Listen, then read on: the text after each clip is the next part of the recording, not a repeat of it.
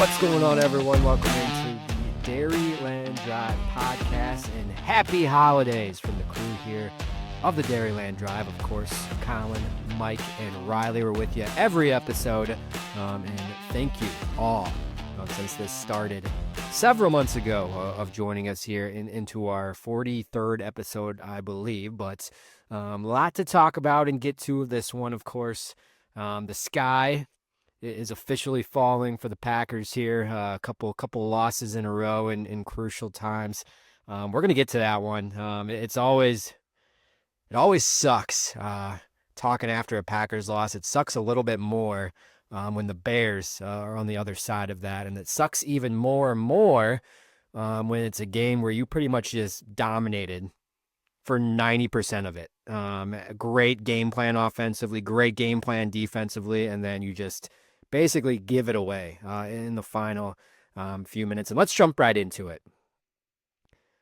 There's a 0.5% chance of the Bears winning that game going into the onside kick.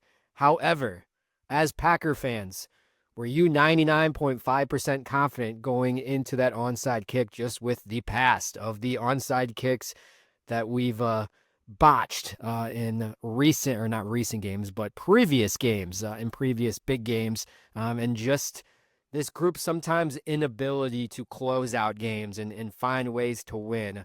So where were your guys' heads at that point when the Bears cut it to 7 going into the onside kick, and then just obviously it was just a snowball effect and just bad after bad after bad after bad after that. And then I'm sure, as Bears fans will say, kind of karma of DJ Moore catching the long touchdown pass to end it in overtime after he got just wiped by Keyshawn Nixon earlier in the game, just over the middle. And then, of course, Keyshawn making the game-winning interception at the game at Lambeau a couple weeks ago. And then he gives up the game-winning touchdown. So kind of a full circle thing, but talk me through the emotions of that. I'm sure a lot of frustration. I mean, this has just been 2 frustrating back-to-back weeks for different reasons. But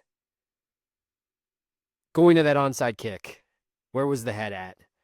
Were you feeling pretty good and just, hey, let's recover this, let's go fucking win the NFC North? Or were you like on the other side of like, Jesus, here we go again? So was that onside? What was the score when that happened?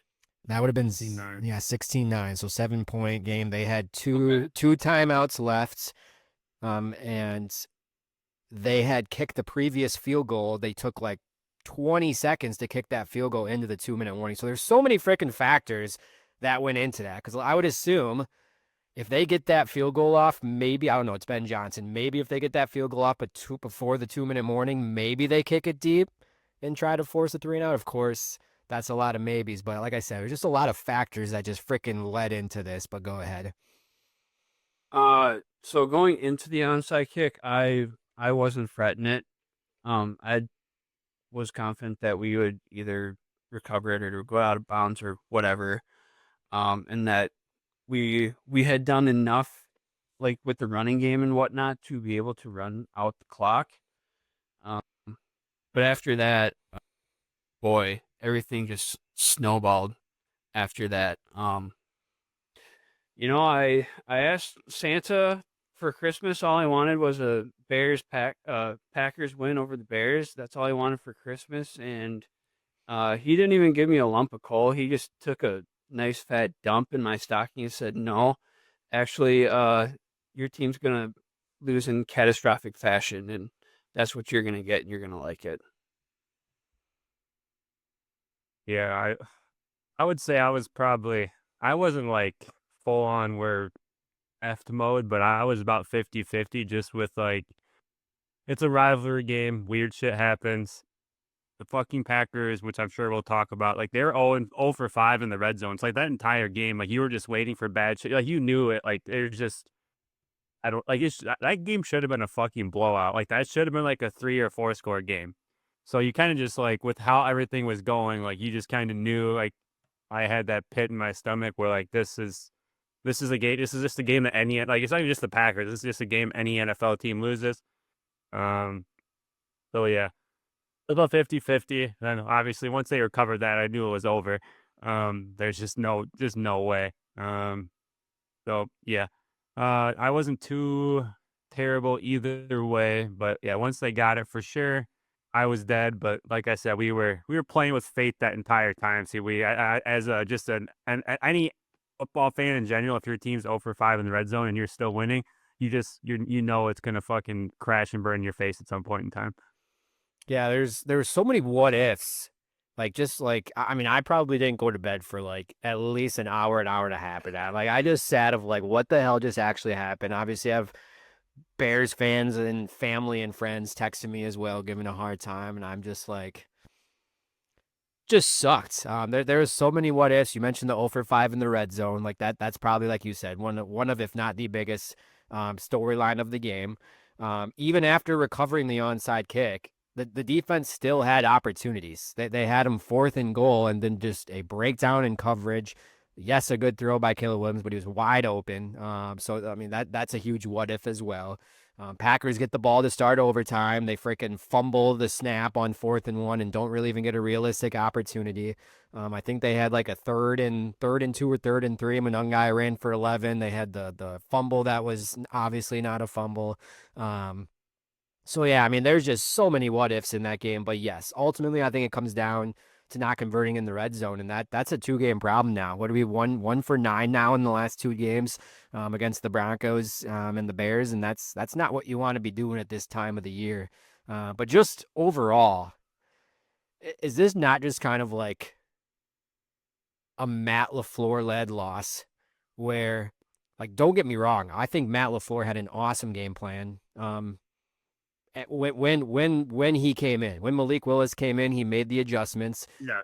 He made the adjustments, and for the rest of the game, for what he was working with, I thought he was really good. Like, yes, they did not convert in the red zone. I think he would probably like a couple of those plays back to give them a realistic shot. But for the most part, called a good game.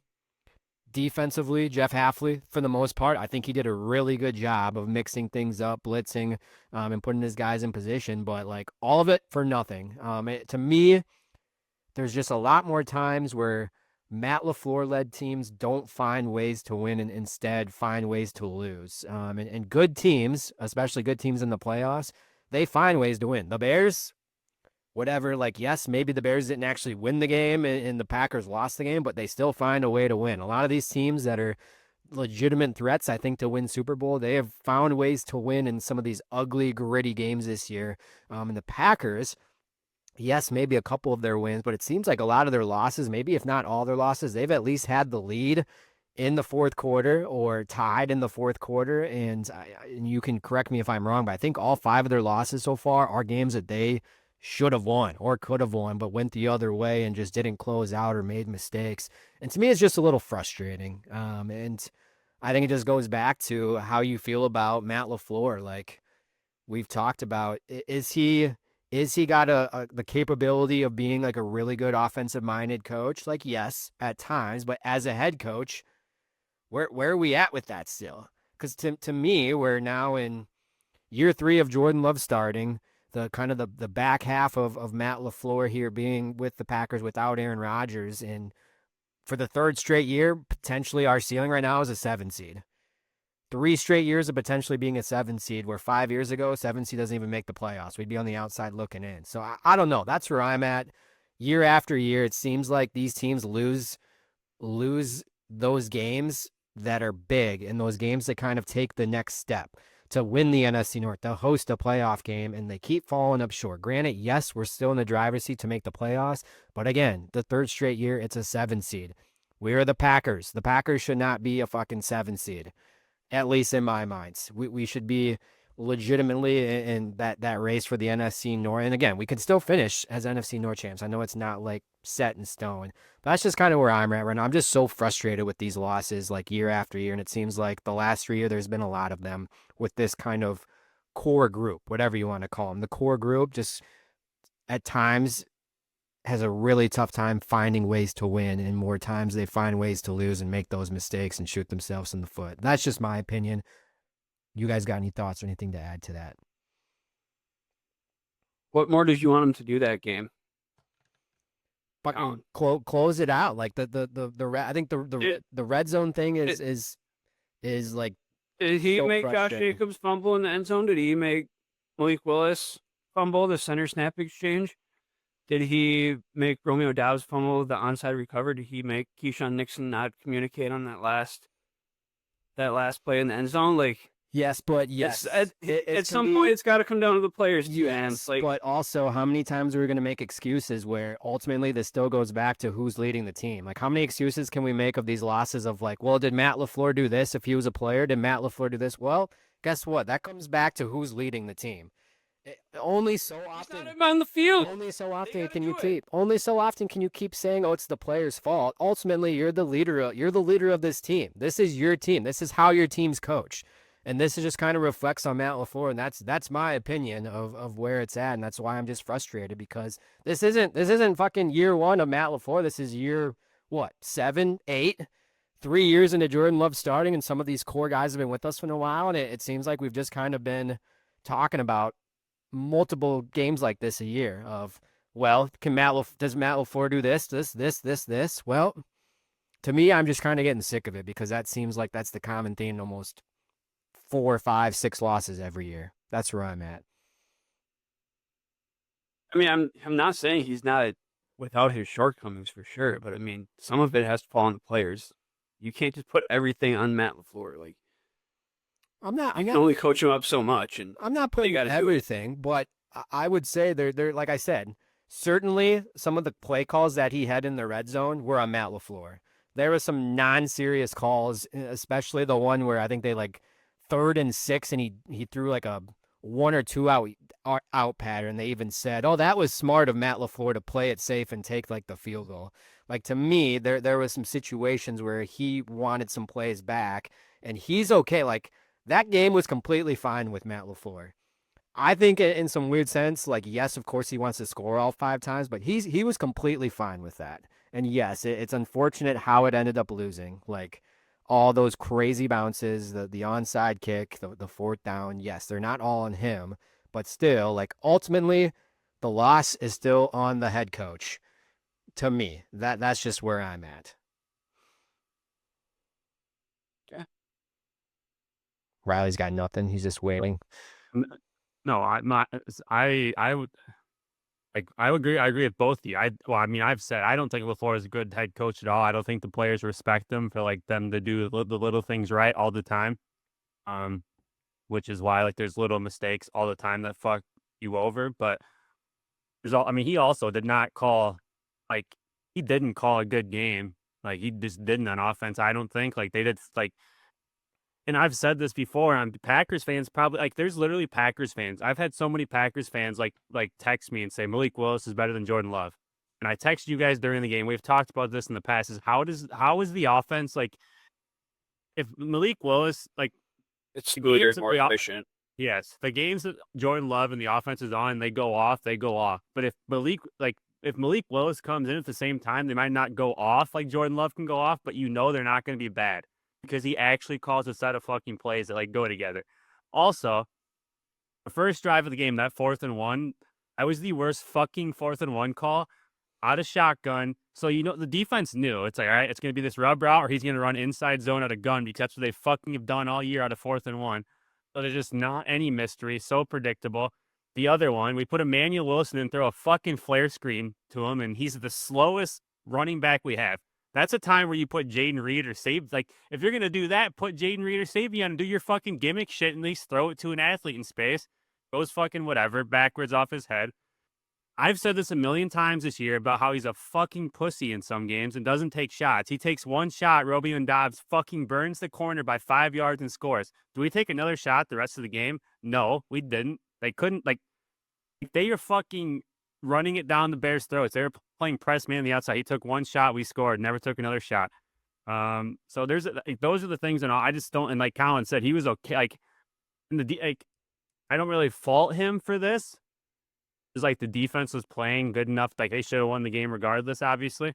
But I just like going back to the Thanksgiving game when he was super aggressive. And, like, he fucking won that game because he was aggressive. This is a game where he could have won the game being aggressive, but he just, like, settled into like we're just gonna defense whatever, but like that's just not how it always goes. I just don't know what he wants to do. Like, is he want to be aggressive? He's not want to be aggressive. Like, what's the offense's identity? I know it is when Malik Willis is in there, which is why it actually works because they try to do something that's consistent. So it's all of that, and then like I'm still going to go back to the fact, and we've said this a million times and whatever, and I'm sure we'll talk about it. I mean, we already kind of have, but like, it's on him. The fact that Rick Bisaccia still has a fucking job. Like, I don't understand how, how can you continuously be in, like, you're the one that looks like a dipshit, and like, you just let him continuously make you look like a dipshit for the special teams being terrible. And I don't understand, like, how that keeps happening. Like, I just don't get what's like, unless which is the thing, it's the Packers. I don't fucking know. Maybe Goody and LaFleur actually has no fucking control, but we're never going to know. So either or, whoever's, I don't know. We've talked about that a million times as well. It's just, he just keeps coming up with the same issues that I feel like we've talked about since like last, basically June. They flared back up. So those are my things. But overall, like, I don't know, they still, like, the last 2 weeks, they played, the Broncos are a good team, Bears are a good team. Should have beat the Bears with the backup quarterback. We're beating the Broncos by 2 scores until everybody fucking died. So, like, the last 2 weeks, we've had losses, but the Packers aren't playing that bad, honestly. They just completely crashed at the end for 2 different reasons now. So, I'm not completely out on them. There's a few things that if you want to really itch about, but yeah, Mike's also right. Going back to the very beginning, like, the fucking players just don't, like, I don't know, like, I don't know what, like, immaturity, the fact people are like, oh, you're the youngest team in the NFL for the 3rd year in a row. Maybe that's not the answer. Maybe we need to get some fucking veterans. I don't know. They're all adults here, players. Maybe the coach can't really do so much. So we need some older veterans in here to actually lead the team. I have no idea which way you want to go, but it's just not a team you can. I think, like, I texted you guys this. I think they're as talented as anybody in the NFL, pretty much. Like, just don't. There's not. It seems like there's no leadership, and whether you want to say that's player led, coach led, I don't know, but like, there's just not a enforcer in that locker room. It doesn't seem like that, at least that I see or like have a sense of or anything. All right, and I agree. It's funny, like, listening to like the national media, like, these last 2 losses, the Packers are dead, because I completely agree in the sense of they were up 2 scores on the Broncos, and they, like I said, I think they controlled the game for pretty much 95% of it, and then just those obviously odd bounces at the end and things that they just didn't finish out. So, yes, can they be a threat up to a point if they make the postseason? Yes, but again, I do think you see that the ceiling is maybe a little limited with some of these injuries, and we don't know about Jordan Love. Is he going to play this week? What's kind of the status of him? And then obviously the laundry list of players after that. We're to the point of the year of everyone's hurt, but seems like the Packers are dealing with quite a bit too, and they don't know who's going to be active here game week by week. So that'll be interesting to see. But yeah, to your point, it's a little frustrating because, like, Sean McVay. I don't know what I was thinking there. A couple different people. Sean McVay fires his special team coach after they lose the game on Thursday night. And let me remind you, like, they are locked into the playoffs. They might be, if not the favorite, one of the 2 favorites to win the NFC. He makes that move in the freaking week 16 of the season, fires his special team coach. Like, does that not get you frustrated that someone like that and an organization like that and again, I don't know if it's because they're friendly. I've seen reports that like ultimately Bisaccia wasn't even the guy that LaFleur originally wanted, but they were like basically capped on like how much that they could spend on special teams coach. Like, that was years ago when they hired him. I don't know if there's any truth to that or if that's the guy he actually wanted. But still, like you mentioned, it is a little frustrating. And yes, it's always the question of like, well, if you fire him, then what? Like, who's the assistant special team coach? I have no idea. I'd have to look at like the coaching staff. But does that make you feel any way when you see like a organization or a team like that, the Rams, who probably right now, just because they're healthier and playing a little bit better than the Packers. I know that they've lost a couple games here, but a team that's locked into the playoffs and probably a true contender, making those moves. and the Packers aren't, or does that not really phase you? And hey, that's how they're going to run it. This is how the Packers are going to run it. Because I don't know. I'm back and forth, but it's almost tiresome of like talking about special teams every single episode and every single game. Like more than not, we're talking about the frustrating parts and the penalties and the mishaps than some of the good stuff. It doesn't really phase me because it's been such an issue for however many years and across however many different coordinators. Like I don't know that it really truly matters. Like who's in there at that position. I don't know like what kind of emphasis they put on it in the roster building roster wise or how much they practice it because I'm not in there. I'm not in that building. I'm not in those discussions, so I don't know. I just know that seeing it like it's not good and it hasn't mattered who the coach has been. So at this point, I'm almost kind of callous to it, and I just kind of expect it, and I'll be pleasantly surprised, like if anything does go well. Yeah. Yeah, I'm not. I mean, I would say roster construction wise, like it's kind of important, kind of not, because they still don't have a kicker punt returner, and they just obviously don't They give do. They a just don't want to fucking use them that way. Oh yeah, yeah. Jaden Reader's not going to use him anymore, but like I don't understand like whatever. And then like even I don't even agree with the argument. I mean, if it was any other coach in the team, I would agree with the argument like who's next. But you can fire a special teams coach and hire a new one off the street. That same. There's not like there's like it's not like you're working on techniques and like there's fancy words like. Special teams is like it's a fucking unit thing, like, and like especially with how the NFL is created now, like it's not like it's college where teams are doing 87 different punt formations. Everybody does the same traditional punt. Everybody does the same traditional type of punt returns. Kickoff and kick returns have to be the same. So like that's not like you can literally like go hire somebody else and fuck. I don't even know if it would do anything because maybe like we said they don't have the personnel. I don't know, but I don't know. You would just think like I said, like after, like Mike just said, after a million times, basically, Packers fans are so used to it now. But as the head coach, and you're just watching it fuck you over every single week, I think you'd like try to do something to change it, but I guess not. And the only thing we hear from LaFleur is, well, I don't know. I wasn't informed of that, or I don't know. I don't know what the kicker's health is. I don't know what this, and I honestly don't know if he pays attention like at all during special teams. I think he has that much trust in Bisaccia that he just kind of lets him do his own thing, like up to a point of practice. That's at least my perspective and things that just like comments and stuff he's made. But the crazy thing about this all before we end any final thoughts and go into Lambeau lines is Bisaccia is like struggling, and he's probably got I don't know like statistically where Waylon lines up, but like dude just drops absolute nukes every single game. Like he is one of the better punters in the league. Like all of this is with a very good puncher, and like McManus, yes, he was hurt and kind of had all that whatever the heck was going on, but for the most part, he's been pretty solid this year, especially like these last 4 or 5 games since he's been back. He's been solid. So like I don't know. And you mentioned there's guys on this team that can return kicks and return punts, and it's just all head scratching to me. But any closing thoughts before we get into Lambeau lines? All right, No, I mean I just feel like the coverage units have been pretty solid all year. Um, and they figured out the kicking situation now that McManus isn't like kicking with half a leg.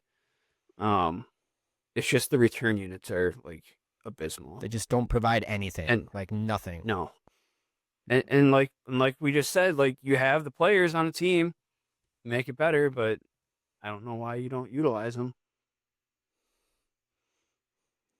Let's go to Lambeau lines. That's Week's Lambeau lines, Mike. Take it away. All right. So no Micah Parsons anymore. First week without him.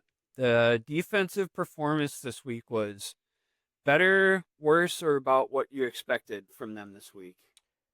For me, it's about what I expected. I thought Halfley would have them kind of ready to go and throw some blitzes and throw some different looks. And like you mentioned, like up until that onside kick, they didn't give up a touchdown.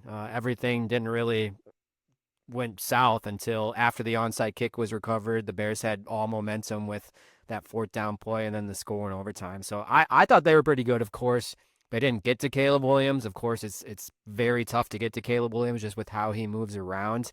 But I thought for the most part, they played very well and about what I expected. The game after losing Micah Parsons and what Halfley would kind of have them ready for. Um, now it's what will they do this next game, and the game after that. Now that it's all on tape and maybe teams know what he's going to do is kind of going to be the real test, I think. Yeah, he honestly didn't even change much, which was surprising to me, besides just randomly blitzing Edge or Quay more than he has all season, which I don't know why they haven't done that all season, because they would just free up Micah more. So don't get me started on that. So I'm going to start bitching about Halfley. I would say it was about what I expected. I think that was more of a Ben Johnson being a fucking dipshit than it was Halfley. Like, Bears could have ran the ball down the Packers' throats, and there's nothing they could have done about it. And he just kept fucking bailing, like just not sticking to it.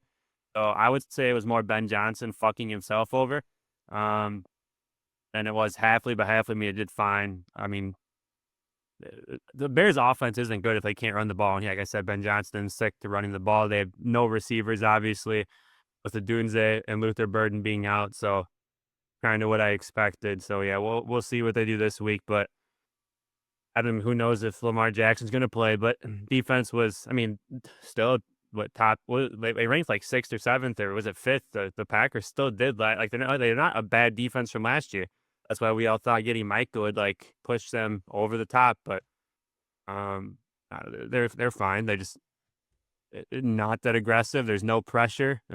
His blitzes were not very extravagant. It was kind of just like the linebackers just went and whatever. You'll see what else he does this next week if the Lamar plays or doesn't, or either or they're going to play another mobile quarterback. So hopefully we can actually have some rush lanes instead of just watching Caleb Williams just get outside with the fucking biggest ease possible. That would be my biggest concern going this way. We have no rush lane integrity, and it fucking pisses me off. And we're going into another mobile quarterback game, regardless if it's Lamar or Snoop Huntley. So that's not looking great. All right. We touched on this a little bit already, but red zone issues 0 for 5. Is that more about play calling or is that more about execution? I think both. I don't think they've ran the ball effectively like in the red zone these last 2 games, and I think that's really kind of taken away what LaFleur wants to do because, like, let's rewind. Every single touchdown Josh Jacobs has rushed this year besides, well, I guess that was a pass, wasn't it? I know that was a run against the Broncos. Was that the long one or a dump off? I can't remember. That was like his only touchdown outside the red zone of the season. So obviously when the Packers get in the red zone, like they want to ride Josh Jacobs, but they haven't been able to do that these last couple games. So I think it's kind of like the execution on that side and not setting themselves up, but also some of the plays LaFleur just frustrating, like jet sweeps down there, like sideways throws, like just not serious play calls or some of his best stuff, I think. So I think it's a little bit mixture of both, but yeah, it's certainly frustrating because there's been so much left on the table there, and fucking ultimately could have won 2 games because of it. Like that is probably the biggest reason why they lost these last 2 games. Just not being able to convert in there.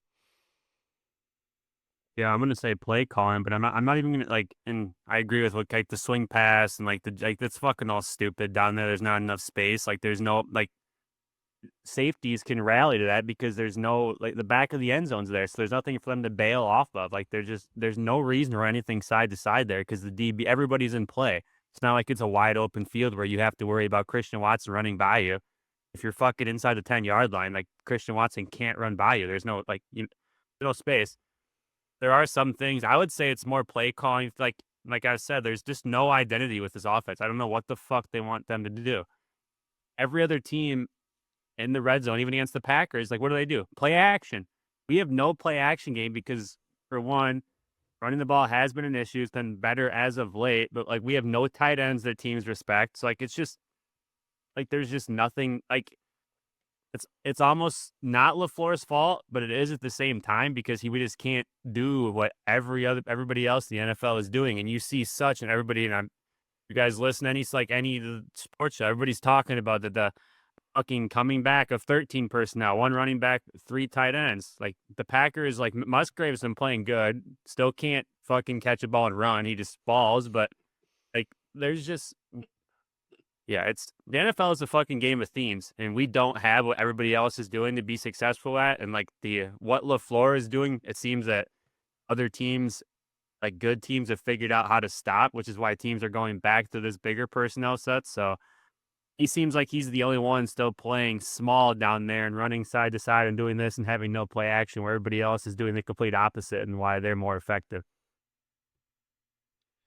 All right. Last one. I believe the Packers' magic number to clinch a playoff spot is 1. So either you need 1 win or a loss by the Lions, if I'm not mistaken on those scenarios. Last 2 games here: at home against Baltimore, on the road against Minnesota. On a scale of 1 to 10, we'll take the Lions out of this equation. On a scale of 1 to 10, your confidence level that they can win one of these last 2 games. 1 being not very confident, 10 being very confident. I feel like it should be a 10, but just as a Packers fan, you have to sit in that middle ground. Ravens aren't good.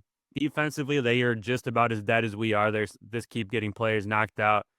Lamar Jackson is not going to practice all week. I'm sure he'll play Saturday because he has to, because their season's also on the line. And then going into the last week of the season, I don't know if JJ McCarthy will even fucking play. He shouldn't. He just got knocked the fuck out again last. If you're the Vikings, why would you play JJ? He got fucking rocked and got killed. Didn't play the entire. Yeah, he should. I don't know if he'll play this week or not. I'm pretty sure it's going to be a Max Brosmer Christmas Day game, so that'll be a lot of fucking fun. I don't know. So, going into week 8, you can play him. I guess you got to get him rest, but Jesus, he's been killed so many times this year. I think you almost shut his ass down. So potentially playing either 2 backup quarterbacks or 1 half dead Lamar and a backup quarterback, or half dead Boost. I don't know. Regardless, not great quarterback play. As long as our offense can score over 24 points in either of these games, you would have to feel good about them winning. But the question is, can they do that? That's going to be, can the offense do anything, basically? Okay. I just saw Schefter reported like an hour ago that McCarthy's got a hairline fracture in his hand and is out this week. Yeah, he's not fucking rot. Yeah. Collin. Yeah, I like you obviously want to do it this week at home, with the home crowd. If they don't, then I'm gonna get super fucking nervous, because then it's just anything can happen the last week, and the Vikings would love nothing more than to fuck with the Packers. So I want to put it a solid 8, but I think that 8 is mostly because I do feel good against playing the Ravens this week at home. However, if that were to go south, then shit could get very interesting week 18. But hey, let's not forget the NFC North. Yes, it's not great odds, but let's not forget the Bears play the 49ers, who are red fucking hot, and they still. They're gonna. I think if you would put me on the spot, I would say the Packers are winning the NFC North. The Bears are gonna lose out. They're not fucking beating the Niners or the Lions. They cannot score with them. I'm just gonna throw it out there too. As crazy and as bad as things seem right now, there is still some in front of you. So and again, we'll get to our predictions, but I feel good about this week against the Ravens. I think the 49ers are a bad matchup for the Bears, and then anything can happen in week 18, and shit could get interesting. So I'm at an 8 right now. But again, that could go down further depending on this weekend's game. So the eight mostly for this weekend's game against the Ravens. I was gonna ask you when to go to the game this weekend. I found row 5 tickets for $200 a piece. So I was like, fuck, I need to go to that. There you go. Big matchup. But all right, well, that's this week's Lambeau lines. Some good ones. So yeah, it's crazy to think that back-to-back losses in December and still in the thick of things. Still in the thick of things to make the playoffs. Still have a outside shot looking in to win the NFC North. Don't control your destiny, but it's not crazy to think about either. So any closing thoughts with the Packers, just with the Bears matchup, or moving forward that you wanted to touch on, or we'll go to this week's 3 and out. I know we covered a bunch of stuff, but where you go? Riley's looking. Yard line. Riley's looking. $110, row 5. There you go. Riley's already. Let me know if you want to go. I'll be I think this is week you have to make Lamar or Huntley beat you. You have to stop Derrick Henry at all costs. I think you can slow down Lamar and Huntley, especially since I think Huntley got, if I'm not mistaken, I think he might be banged up a little bit too coming out of that game. But either way, he's back up. So I think That's Lamar's not going to be as threatening as he was like 2 years ago in his prime. Make him beat you, and if he does, you tip your cap.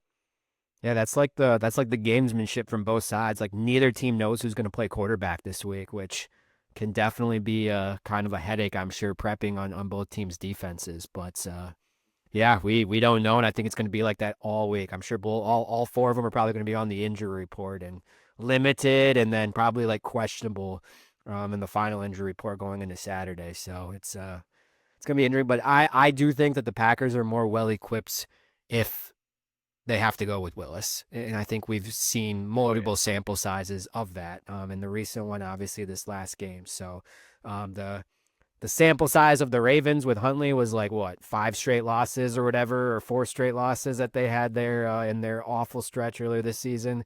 Like that's pretty much what they were able to show. Where the Packers, I think, it's been a little bit better here these last couple of years. So all right. Well, like I said, and again, would be a lot easier if the Lions just lose one of these last 2 games. The Vikings and the Bears. But again, I think you just, like Mike said, win these 2 and see what happens. And I feel pretty good about this week, and then we'll see where we're sitting at after this week going into week 18. So, all right. Well, that is this week's Packers Talk, whatever you want to call it, the opening drive of the Dairyland Drive. Let's go to this week's 3 and Out. Any storyline that you want to do across sports, or if you want to stick in football, we're going to start this week. I don't believe Riley has done first down in a while, so we'll go with Riley. You have the honor of first down in this week's 3 and Out segment. Yeah, I'm gonna stick with the hoodie I got on. You can't really see us. I talked about it before. I'm going to Illinois State. Somehow making it to the national championship against Montana State in a couple weeks in Nashville. I think my brother's going down to it. I haven't decided yet. One of the last 4 teams in, like, it was like plus like 3,500 for them to even win. Like, I didn't bet on it. I wish I should. I should have, obviously. But they're just on an insane hot streak. Have the best receiver in FCS. He is going to get paid the big bucks to go somewhere really big next year. So yeah, Illinois State making the Natty as a team that probably arguably shouldn't even have made the playoffs at all.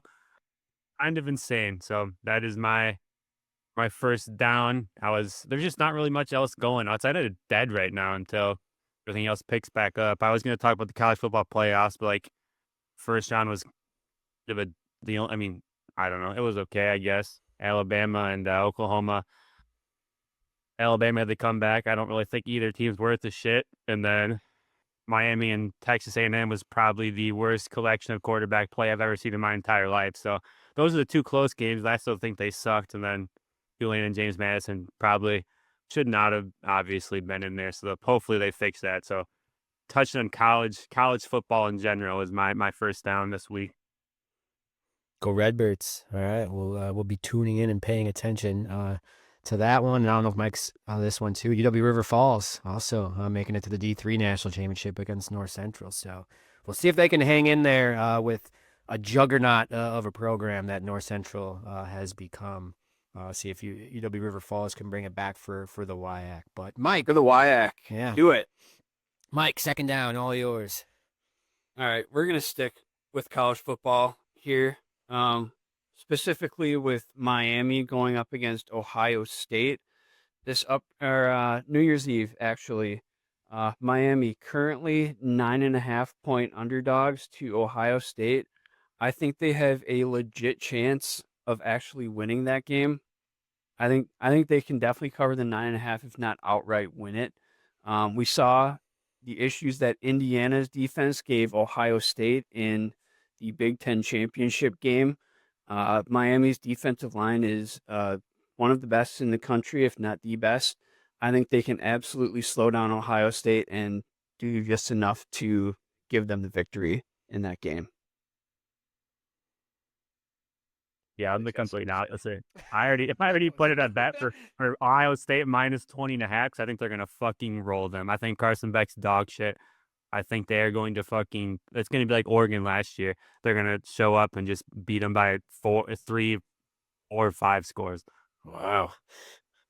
Completely different sides of the spectrum. Who is real quick before we get into third down if we're on college football as of right now going in here to this next round, who is your favorite to win it right now? Or what do you see, I guess, happening, or at least either who's going to win it or who do you have in the championship game at this moment right now? Do we see a rematch? I like Indiana, and Well, obviously Mike doesn't think there's going to be a rematch. He thinks Miami's I taking him. like Indiana and Georgia, honestly. I have Ohio State in the bottom. The top is my question. Like I just don't. I can't tell, and I just have no idea how good Texas Tech actually is. Like, part of me, like, thinks they are when I watch them, but at the same time, it's like, I don't, because who are they fucking playing? So, if you had to put me on the spot, I would say I'd probably pick Oregon, Ohio State in the national championship. I think we're going to get a rematch. I don't know. I think it's just destined. But we'll see. Ohio State and who? No, you don't get a rematch. Ohio State played Notre Dame last year for the national. No, of the Big Ten. Sorry, the Big Ten championship of one versus. Oh. That's what I was referencing. Gotcha. I think we better a rematch of that one for the championship. Okay. And I would be okay with that because that was, I think, a fantastic first game. So, all right. Well, that is first down and second down. Let's go to third down. Got to talk about the villains really quick. A massive week ahead. Really, I guess today we're recording this on a Tuesday. Literally, these next 7 days, I think is going to show if they are legit contenders to win the EPL, or are they just going to be a top four? They play at Chelsea on Saturday, and then they're at Arsenal next Tuesday. So. Two very, very tough matches on the road. Morgan Rogers, if you don't know who he is, start paying attention to him. I think this is kind of his coming out party and just the EPL season, but like I think he's going to have an even bigger coming out party next summer for England in the World Cup, because I think he's going to find himself in the starting 11, and he's just playing at a super high level right now and makes everyone around him. So Morgan Rogers is continues to make himself money, and yeah, they're just kind of fun to watch right now, especially when Morgan Rogers is scoring 2 goals a game. He's got 6 goals in his last 6 matches in league play. So super excited of these next 2 matches. And like I said, I think it's going to be a true test of if they are legit contenders up there with Arsenal and Man City, or are they just going to be vying for a top 4 spot and get back,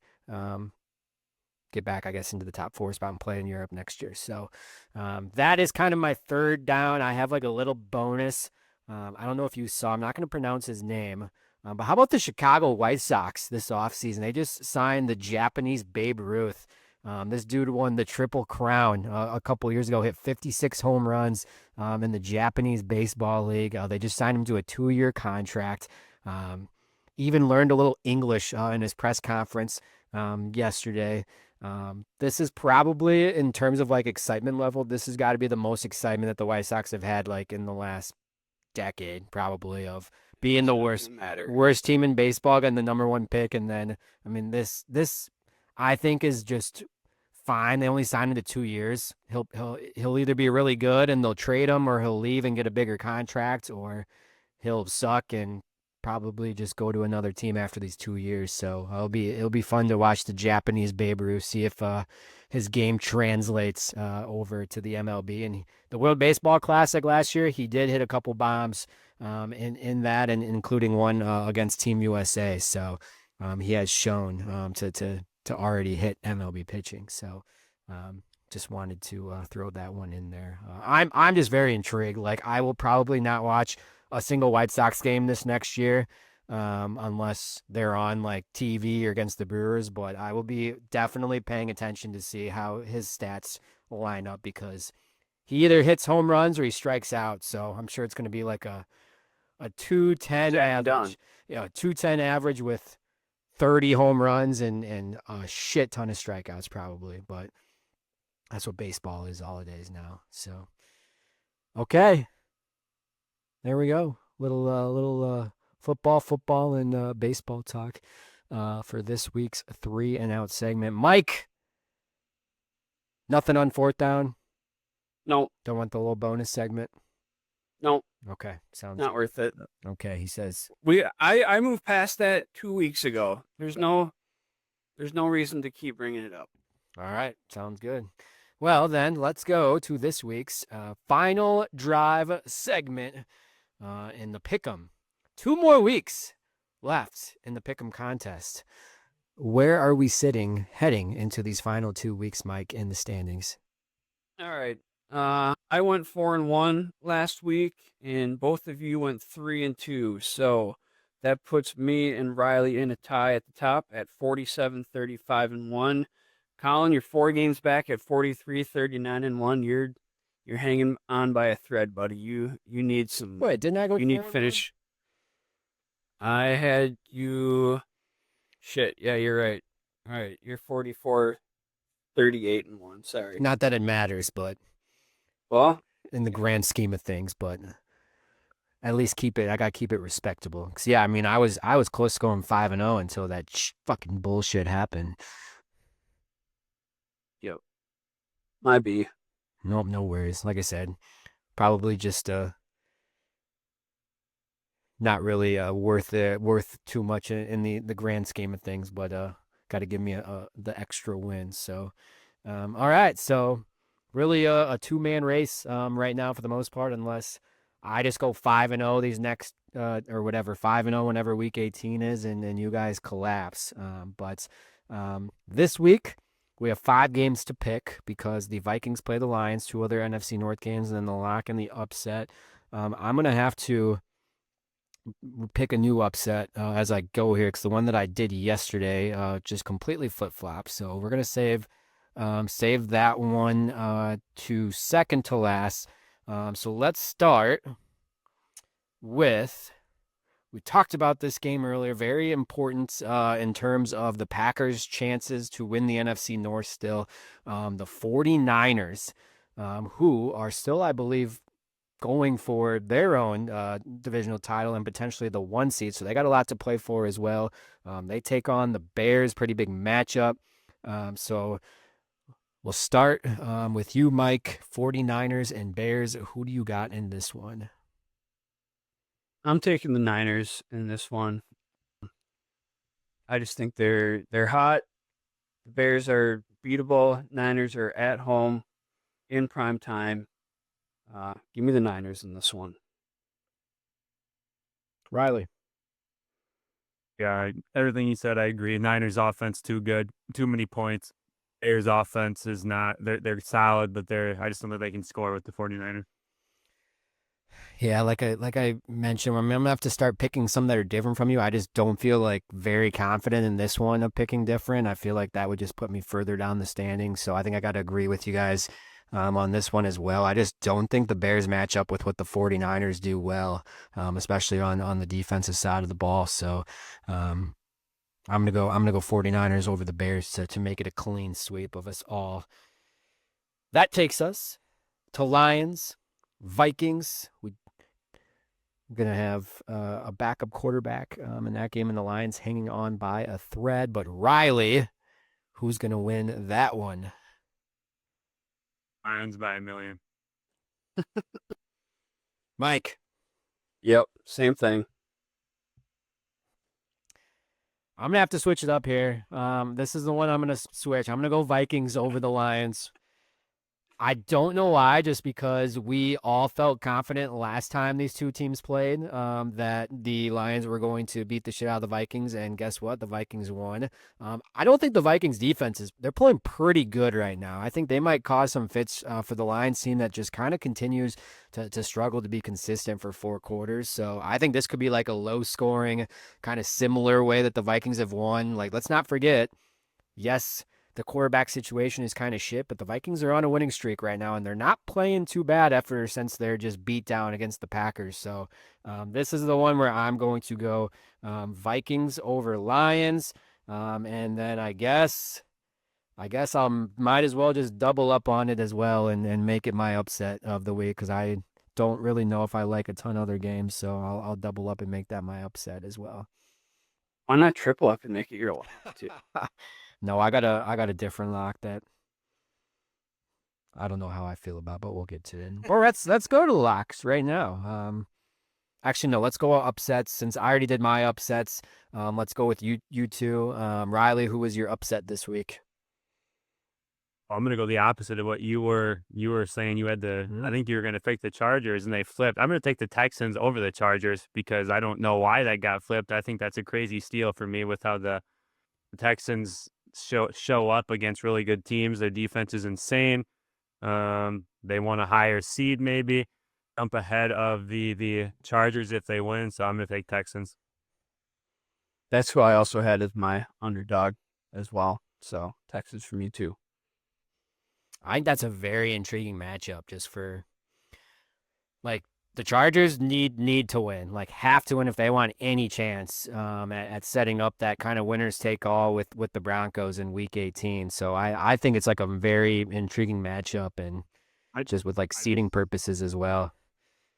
Like in my head, this is a game where like the Chargers season completely falls apart and like Justin Herbert dies. Like I just don't know how the fuck the Chargers are gonna block the two defensive end for the Texans with two backup tackles in. Like I just I just like they're not gonna be able to throw it. Like Justin Herbert's like might die when they play this week on Saturday. I think it's Saturday before the Packers Ravens. Like he might die.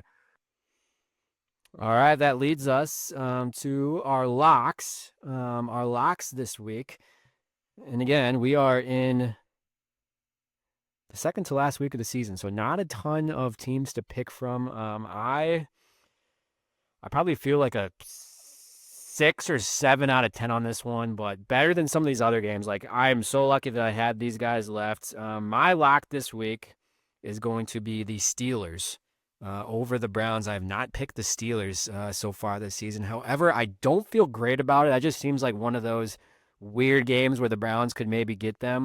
But I got Steelers minus 3.5 too over the Browns as my lock this week. I am taking the Bengals over the Cardinals.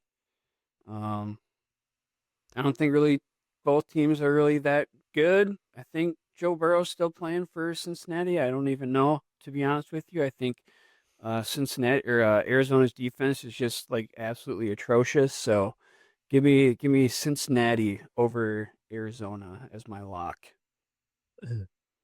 Yeah, I don't really feel great about mine either, but like Colin said, not many choices left. I'm gonna go Cowboys over Commanders. Like Cowboys have had so much to play for and just keep losing, and now they're completely out of it. The Commanders have had nothing to play for weeks, and they are playing hard, so it scares the shit out of me. But that's all I really got to pick, so I'm taking the Cowboys as my lock. All right, and that ends it with the Packers against the Ravens. The last regular season home game for sure for the Packers this season. A win gets them in, a loss and a Lions win makes things interesting in Week 18. But does it get to that?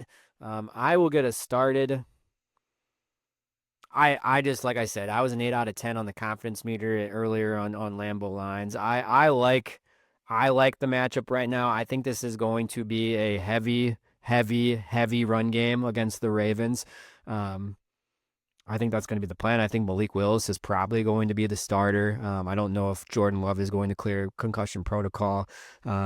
So I think it's going to just be one of those probably frustrated to watch as a fan, and yes, there's going to probably be some points left on the table and some field goals, but I think they're going to do just enough and win by it'll be less than one touchdown. I think it'll be kind of in like the 3-7 range. I think the Packers take down the Ravens and clinch a spot in the playoffs.